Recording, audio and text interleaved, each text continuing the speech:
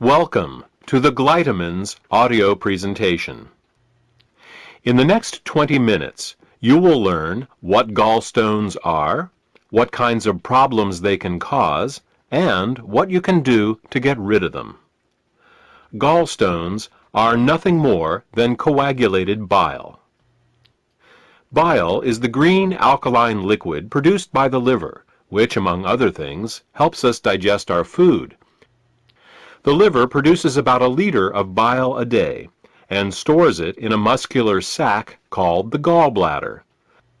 The gallbladder then squirts this bile down a tube called the common bile duct into the small intestines to mix with the food that comes from the stomach. Well, that's what's supposed to happen. Unfortunately, with nutritional deficiencies and exposure to certain toxins, bile can thicken and form what is known as biliary sludge. When this biliary sludge forms, it makes it very hard for the gallbladder to get the bile into the small intestines. It's like trying to squeeze glue through a straw. It is out of this biliary sludge that gallstones are formed. Gallstones and biliary sludge disrupt the normal flow of bile, causing 3 different types of problems.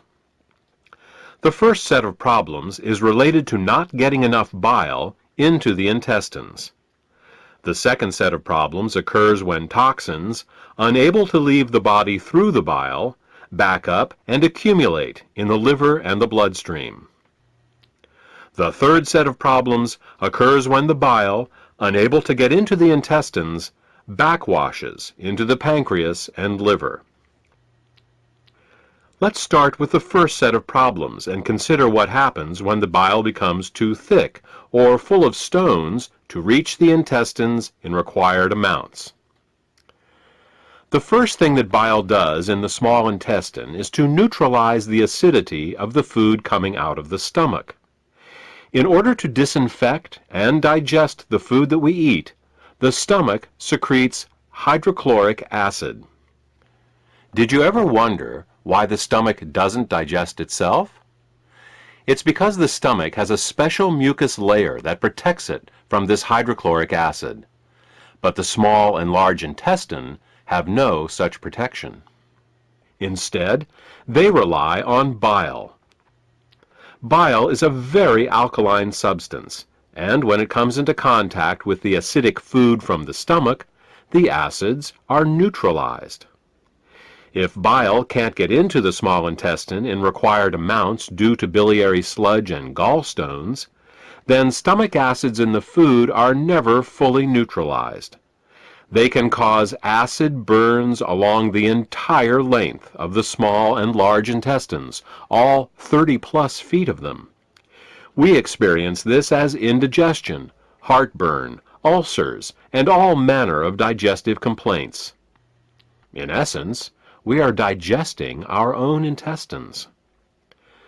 The next thing that bile does in the intestine is to emulsify the fats and oils in the food that we eat. Emulsification is the process by which fats and oils are made water-soluble. To understand emulsification, think of soap. It's next to impossible to rinse grease off a dish with just plain water. But if you put a drop of soap on the dish, the grease washes right off. That's because soap is an emulsifier. It's what allows fats and oils to mix with water. Bile is the body's natural emulsifier, and it is what allows us to digest the fats and oils we eat.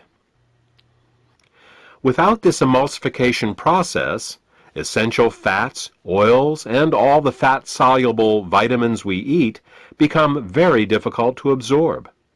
Without adequate bile in the intestines, a person can end up suffering from malnutrition, regardless of the quality and/or quantity of the food that they eat.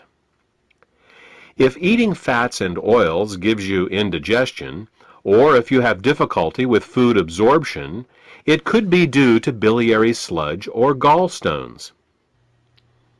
The next thing that bile does in the intestines is to stimulate Peristalsis.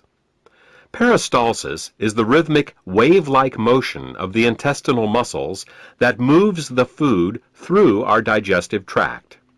If you don't get enough bile into your intestines, you're bound to be constipated, no matter how much fiber you eat.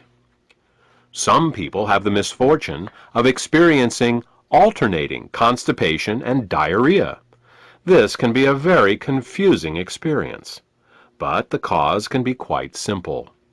Without sufficient bile, the hydrochloric acid-rich, partially digested food just sits in the intestines with no peristalsis.